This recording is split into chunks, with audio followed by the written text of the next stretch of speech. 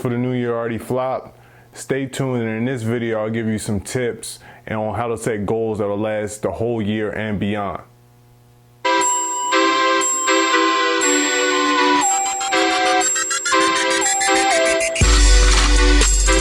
I just got that money swag. So I wanted to break down goals. A goal is something around this time of the year, in the new year, people set goals and try to start off the new year right. They'll say new year, new me. And that's something you hear a lot around this time. And we're about 2 weeks in, and around this time people start falling off with those goals. And in this video I'll show you why some of my goals in the past I've fallen off with, and how I've been able to stick to some of them with this framework that was shown to me called the SMART method. Specific, this is probably the name and the game for the reason why goals don't fall through a lot of the time, is they're not specific enough. For example, I want to be a famous YouTuber.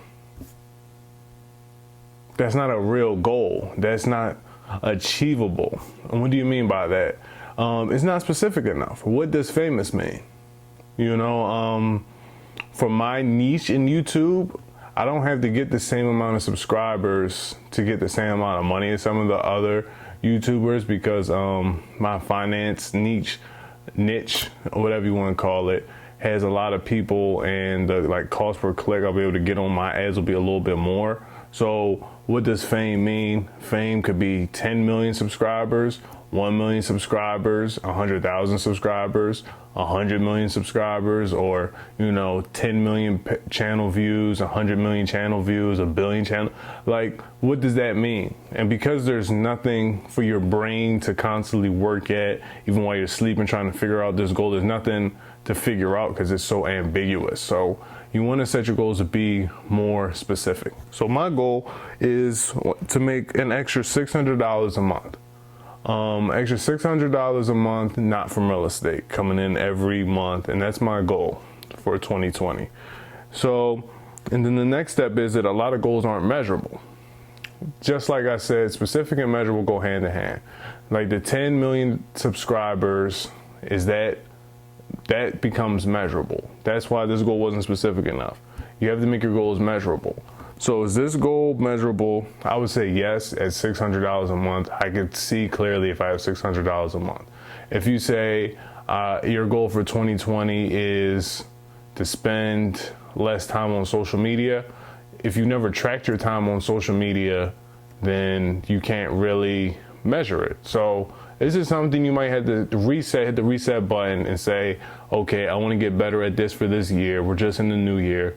So let me eat healthier. Let me see what I eat during the day, and let me see what things I could slowly take out. And I could say by March, I want to stop drinking beer. That becomes a goal that is measurable, because that's something that a lot of people see as being healthier for you. And you have the ability to see if you drink a beer or not. But if you just want to say ambiguously, I want to eat healthier, that it's not really measurable. How can you really measure it? Because you weren't measuring how much you were eating unhealthily before. So for example, you want to do a food goal. You want to sit out, spend the time, track your stuff for a week, just reset and say, it's still a new year. I can still achieve this goal. Reset, track what you eat for 2 weeks, and then you measured it. So you got to measure it on the front end and measure it on the back end. So you measured how much you were making before, like how much you were eating and all that kind of stuff.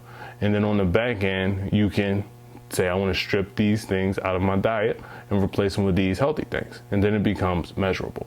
So for me, $600 a month is something that is very measurable, because I know how much I was making before, and I can know if I'm making $600.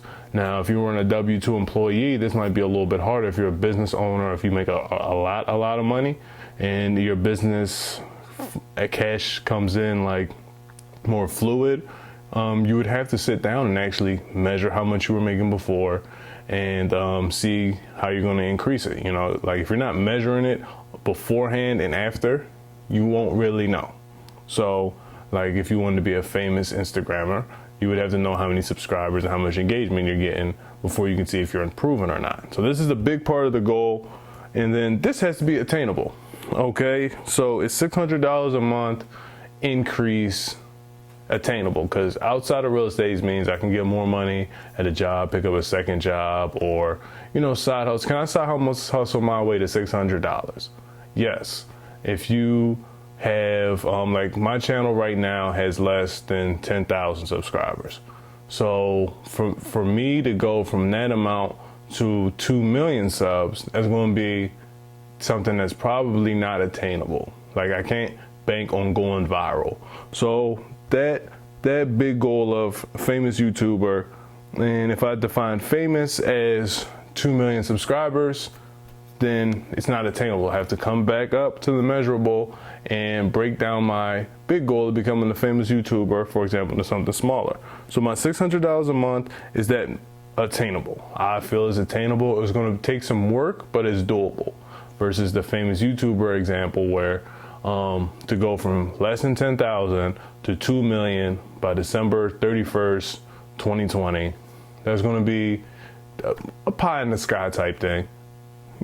So you don't want to do stuff like that. So if your goal is not obtainable, come back up here, specific and measurable, and adjust these two, and then, break up that YouTuber goal and something to the effect of, I want to get 5,000 subs this year by the end of the year.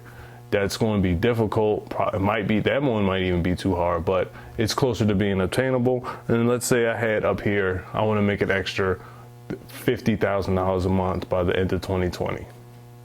I would have to come back up here if I don't have those avenues.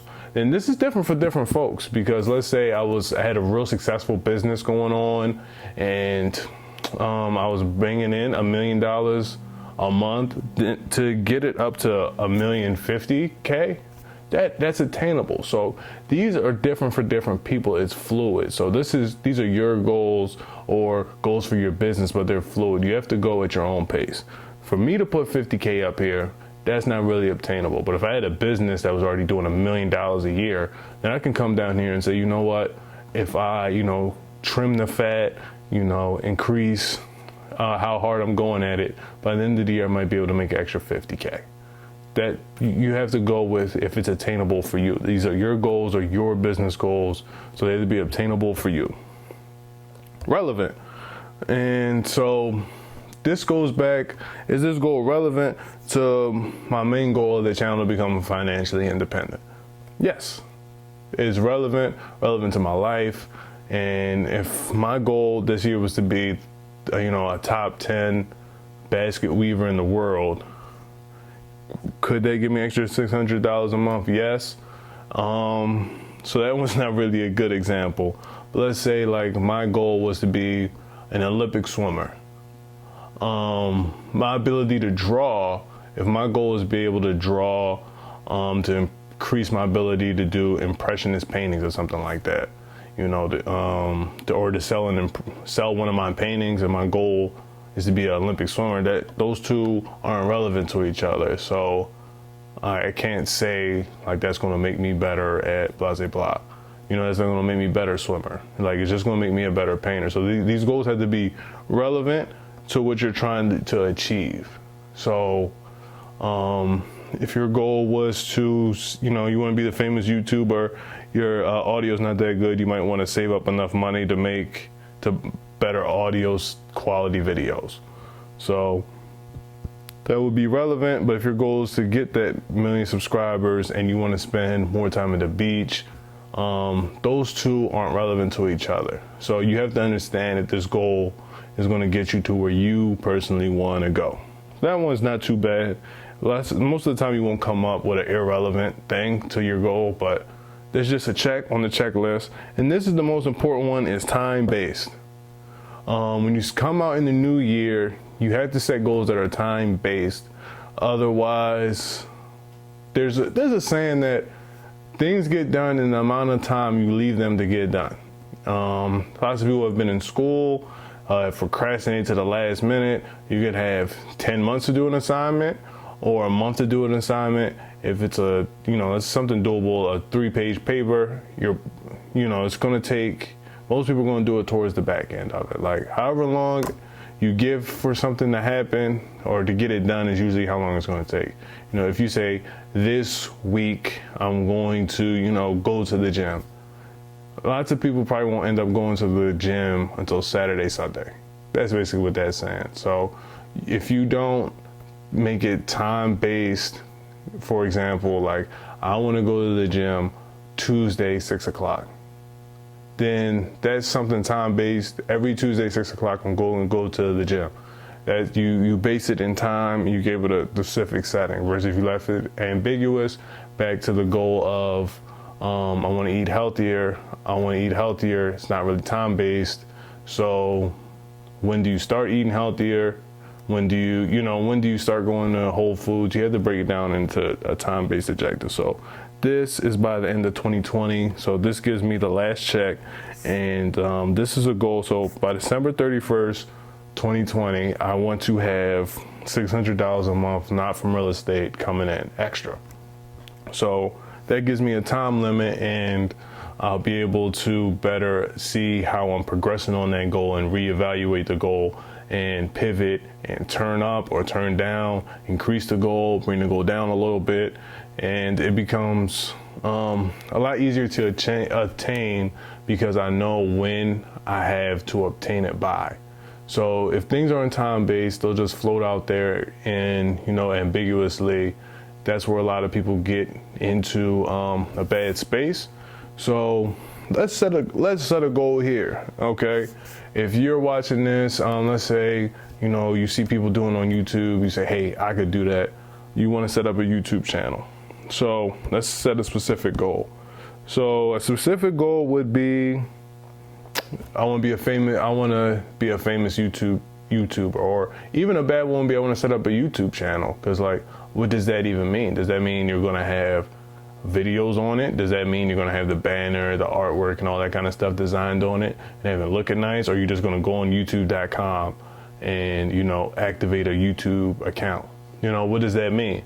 So that wouldn't be specific enough. So let's say I want to have a YouTube channel and have 1,000 subscribers by the end of 2020. So that is specific.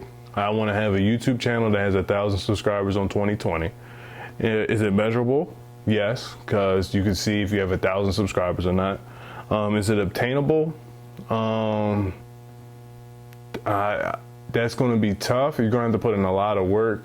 So is it obtainable? Let's say 1,000 subscribers is a lot. I've never done anything with video or anything like that.